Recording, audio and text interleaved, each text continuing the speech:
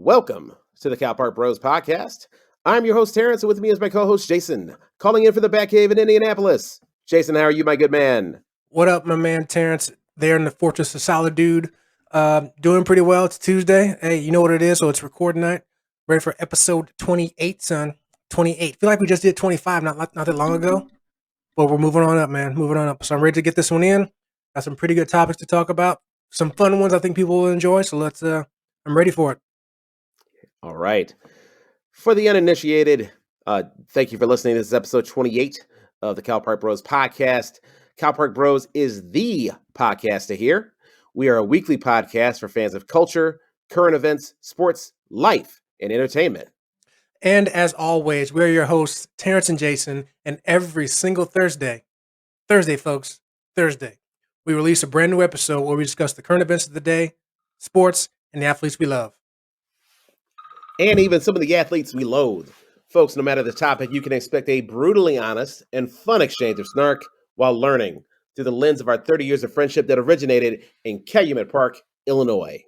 If you remember anything, folks, remember this. For more Cal Park Bros content, make sure you connect with us on Facebook, Instagram, Twitter, YouTube, and TikTok under the handle Cal Park Bros or Cal Park Bros podcast for more behind the scenes of the Cal Park Bros show and to engage with us every single day.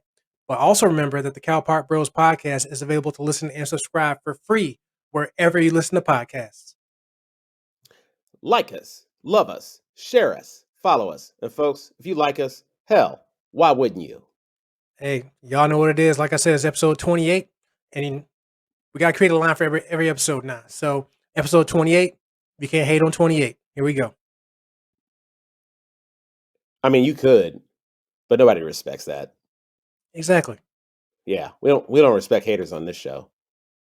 Unless it's us. When we hate, we hate, it's typically from a place of legitimacy. So that's questionable, but okay. Yep. Coming up in the first segment, we're going to talk about the unlikely allies that Kyrie Irving happened to take on as part of his anti-vaccination stance regarding the COVID shot. I'm referencing a CNN article from October 24th. U.S. Brooklyn Nets Barclays Center anti-vaccine protest. Anti-vaccine protesters support Brooklyn Nets Kyrie Irving outside Brooklyn game. This is by Laura Studley, Homero De La Fuente, and Laura James from CNN. Protesters gathered outside the Barclays Center in Brooklyn, New York on Sunday in support of Brooklyn Nets guard Kyrie Irving's decision to remain unvaccinated against COVID-19 despite local regulations that prohibit unvaccinated players from participating in home games. The Nets said earlier this month that the seven-time All-Star would not be allowed to begin play this season because of his vaccination status.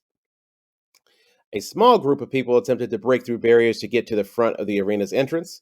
The NYPD's press office told CNN, adding no arrests were made. Shock. Barclays Center briefly closed its doors today in order to clear protesters from the main doors on the plaza and ensure guests could safely enter the arena. Only ticketed guests were able to enter the building, and the game proceeded according to schedule. That's a quote according to Mandy Gutman, Barclays Center spokesperson. It's all about choice. That's what's going on right now. Savannah Smith, a former teacher who chose not to return to work because of New York City's vaccine mandate, told CNN. Smith, who is protesting outside Barclays Center in support of Irving, says she's upset the basketball player is not allowed to play this season, but glad he's standing up against the COVID-19 vaccine mandate. In video from CNN affiliate WABC, protesters held signs that read, "Stand for Kyrie." One man's sign said, "I did not take the jab, so they took my job." Jesse Jean Philippe, who had attended the game, expressed appreciation for the vaccine requirement.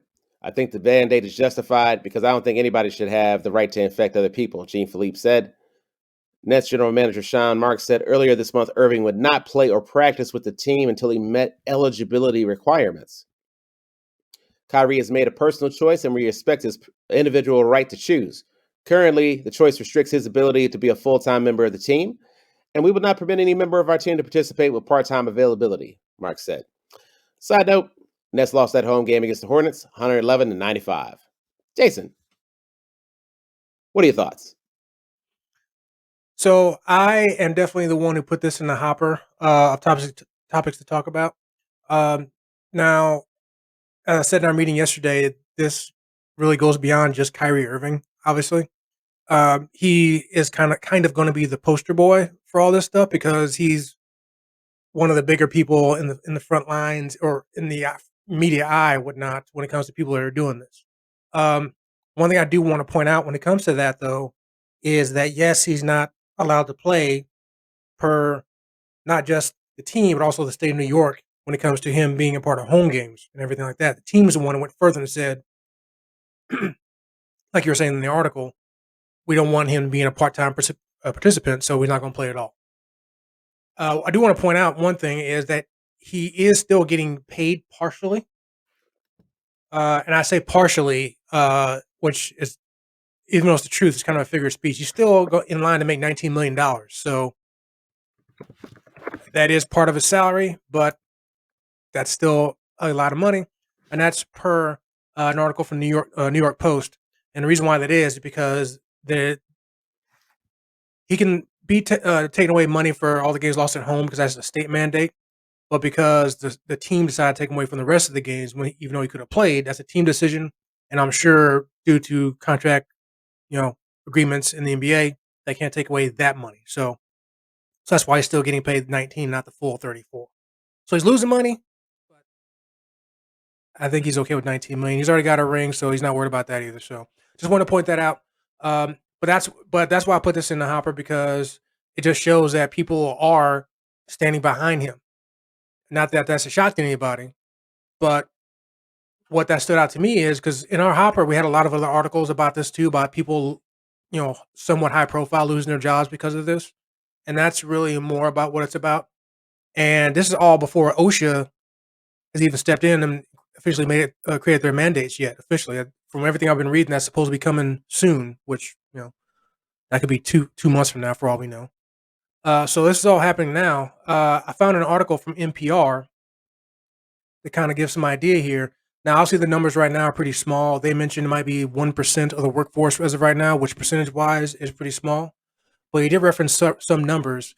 In the state of Washington, 1,900 state workers, including the head football coach at Washington State University, have quit or been fired for refusing to take the COVID vaccine. In Michigan, 400 workers at the Henry Ford Health Systems in Detroit walked away from their jobs, and 175 in North Carolina. And every state's going to have their examples of stuff like that.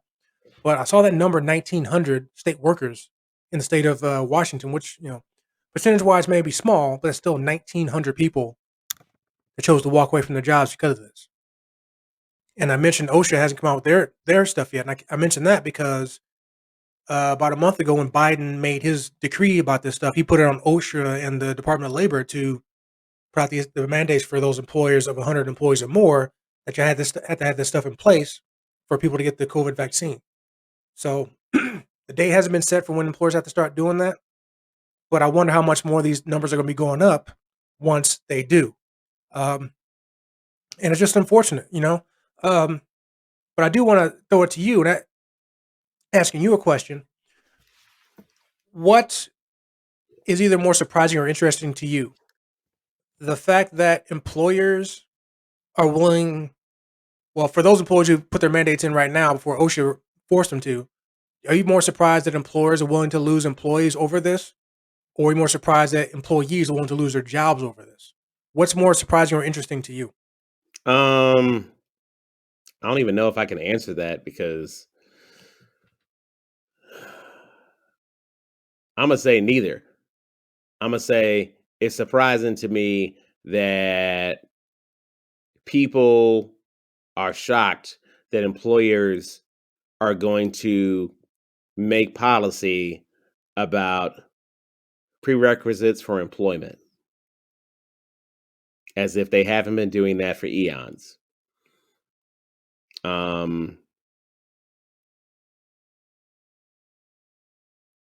I mean, we can talk about the Kyrie Irving situation. That's one fucking guy. Like, that's the sexy pick. And Kyrie's an easy guy to pick on because he was hitting people with that flat earther bullshit a couple years back, which would if I wanted to be taken seriously, I probably would not be lining up in support of him just for that alone. Also, apparently, Barclays Center got better security than the fucking Capitol does. Probably. Thank you, Jay-Z. Well, see, the Barclays Center is housing more important people than what's in the Capitol building, right? So that's what. Yeah, I said that, folks. What are you gonna do? But yeah, yeah, they do, right? I saw that. I'm like, they kept everybody out. I'm like, oh, yeah. Yep. So Yeah, had to hit him with that Indiana Jones. No ticket. No ticket. exactly. So, but yeah, so I definitely understand what your point about Kyrie Irving. That's why I say that he's the poster child, but he's definitely not, even just in the whole high profile examples. Like I said, we mentioned obviously him, the coach from Washington State, and his four assistants. Um, there's a lady from ESPN, Allison Williams, leaving the company over this stuff. So it's not just Joe Schmo like me and other individuals willing to do this. It's also people willing to lose their high profile positions and probably ones they worked a long time to get to, for this, for whatever personal reason it is. I mean, people have their different reasons for why they don't want to go with the vaccine, or some people just don't want to take the vaccine, or rather, some people want to lose their jobs over it because they feel like their choice is being taken away, and they're just saying, you know what, peace out, I'm out. Right. But what Sean Marks is literally saying is like, hey, we respect the personal choice. There were consequences that came with that personal choice. Agreed. So when, and again, that's the Nets general manager saying, look, I respect you, dog, but you know you knew what the game was. And my thing is, we brought this up on a previous show, ironically with a basketball analogy, which was, don't try and run out the clock on this shit like you're the New York Knicks in the 90s. And I mean, it's not for me to say because listen, I might get fired for other reasons. It won't be because of this. Put yourself in a player's shoes. If your general manager says that, then what are you going to say?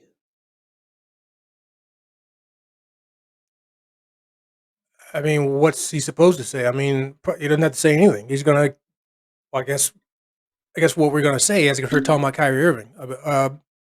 It just depends on what your stance is on the vaccine. Obviously, he's had plenty of reasons to go ahead and get the vaccine so he can be done with this stuff because he can get back with his team, make more money, win an additional ring, even though he has plenty of both already.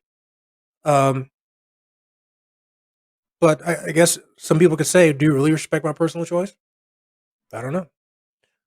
Now, granted, I will say I totally understand the Nets' position on this when it comes to, well, they claim they don't want a part-time participant.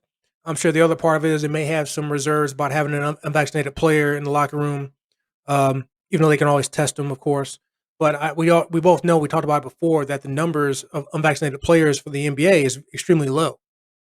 So people like Kyrie Irving are in the very low minority when it comes to this. So it's probably very easy for the league or team or teammates to not ostracize per se, but kind of in a way, it will basically kind of push them to the side and say, "Hey, you need to get this for us,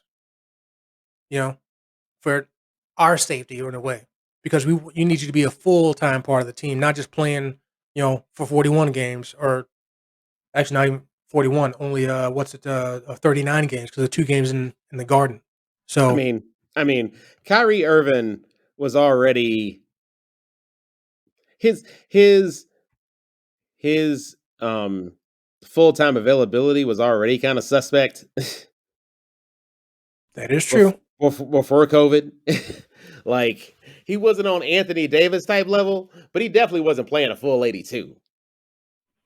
Yeah, either because of injuries or doing like incense circles or whatever it is. But That's true. That's very true. But he wasn't going to be missing 41 games. I mean, you know, or excuse me, 43. But yeah. So, but that's just what it is. And again, but the whole basis of this just was kind of like, what's coming, what's on the way. Um, I don't. Again, there's no date set for OSHA when it's coming out. I think I even said on the show that it's very likely that sometime in November. I said this, I think last month or whatever, that sometime in November is probably when it's going to happen. Uh, which I would think. Now, some of this all could be for show. Who knows? They may be delaying this so employers will get the jump on this and do it. Go ahead and do it before OSHA comes out. Biden even said he encourages employers to get ahead of this and do it now. So, not to change the subject, but I can easily see them delaying OSHA until next year because they want employers to get ahead of it, so it's more on them and not OSHA. So, but we'll see. We'll see. There's some people in. I know this is going to be anecdotal, but it's true. So, there's a lot of people that I know here in So Indiana. it's anecdotal, but it's also gospel. You already lost me, fam. Well, first of all, if something's anecdotal, that doesn't mean it's not true. It just means it's anecdotal. Okay. What can you define anecdotal for those of us that don't know what the fuck that means? Later, but the point is, because I want to throw it back to you. The point is that I do have many friends, cohorts here in Indiana who have worked for different employers than I currently work, and their employers have said nothing about this when it comes to are they going to require the vaccine, and they certainly have more than 100 people working in their building. So there's that. Now, also, there's a possibility that yes, there are some businesses that are going to ignore Biden and OSHA and just not never require it. They might just take the fine, which we'll see how long that lasts because we don't know how much the fines are going to be, and nobody likes losing money. But I don't know. We'll see. Except Kyrie, he is perfectly okay with it. Well, wait. When you're still making over 50% of your salary, I think you'll be fine. I'll be fine with 19 million. If I was making 19 million, yeah, I'll be good too. Sit me out all you want. I got my ring. I'm good. Yeah, he'll be fine. And I'm sure he'll just have to coast this year. This will be his COVID financial year. Anecdotal evidence is a factual claim relying only on personal observation, by the way. Again, which also doesn't mean it's not true. Well, I was gonna say that before you jumped up all in my shit. Welcome to my world. Like when you say it, it sounds rather benign. So yeah, just some personal observation, just some shit you heard. That's fine. Now I find it fascinating you didn't bring this up. We could have also talked about the fact that Southwest Airlines had that plan to put unvaccinated staff on unpaid leave starting in December. But they had to scrap that shit because once all the flight cancellations came through, they had to adjust. They had to adapt. Exactly. Business need. Now, don't expect that to happen everywhere. Of course. Because the policy is going to be different everywhere. We also, it is yet to be. I know you brought up the Indiana scenario, but what is really interesting to me, I want to pay more attention, and this is probably for a later segment, is face-offs like teacher unions. We referenced the teacher in this article who decided not to get vaccinated. Given her population can't even get the COVID shot, potentially, that's a strange flex. But that's just my 2 cents. Also, police unions. That's a big to-do night right now with Lori Lightfoot and the standoff between her and the police unions in Chicago. Police union, especially Chicago, one strongest motherfucker out there. But yeah, given it is kind of funny. So you'll give in the body cams, but the jab is where you're going to draw the line. That's the jab, man. That's the power of the jab. People have strong opinions about it, and obviously at this Nah, point, they're not going to back down from it. So, no, I was gonna say, you know what? It's probably because um, body cams don't really do shit for actual police accountability. That that well, that that's probably more performative. That's probably an unpopular opinion, but that's my opinion. Body cams don't do shit for police accountability because ultimately, when police are in a situation where there might be some inappropriate conduct, well, we already give police a fucking gun. We already give them more power than anybody else. Of course, they think the rules, and when I say rules, that includes mandates, don't apply to them. That did not surprise me. People lining up with a flat earther at the Barclays Center surprised me. Surprised me a little bit. Surprised me a little bit. That's a strange hill to die on. It's a strange hill to die on, my guy. it's kind of like you said a couple of shows ago that Jay Cutler's never been this likable before. When when we referencing some of the stuff he said or not said with Sage Steele. Oh Maybe the same yeah, with Kyrie Irving. Kyrie Irving probably hasn't been the most likable player in the NBA at this point, probably in several cities. But this is what connects him to a lot of people. The same thing when it comes to his anti-stance against the vaccine. So, I don't, and I don't, like you said, some of those people probably weren't necessarily fans of his before, but I don't and maybe think not now. So, Kyrie opting not to get the jab is moving the needle the way it did necessarily for the only reason a lot of these dudes, a lot of these fans actually identify with Kyrie because it's a weird way to shit on LeBron, ironically. I don't make that make sense, sir. I mean, that I don't have to make that make sense. That's my opinion. A lot of people like Kyrie more because to them, um, it gives rationale for why LeBron may not be as good as how some circles as some people think that LeBron is, and so people kind of latch on to Kyrie as a likable guy because ultimately it's like an alternative to a guy like LeBron. You lost me, but that's okay. That's all right. I Sometimes you're mean, going to do that because I don't need you to agree with it. I'm I'm simply not. No, indicating, no, no, no. I'm not saying I disagree. I just don't understand the connection. yeah. But we don't have to go So, into it because that's a different subject. yep. But yeah, But yeah, I mean, one thing I should have looked into is how many motherfuckers are actually at this rally. well, no, go ahead and look it up. It's probably not going to find any information. I mean, you can see. Well, granted, obviously the picture on the article doesn't show everyone there, and even if it wasn't a lot of people, it doesn't really matter.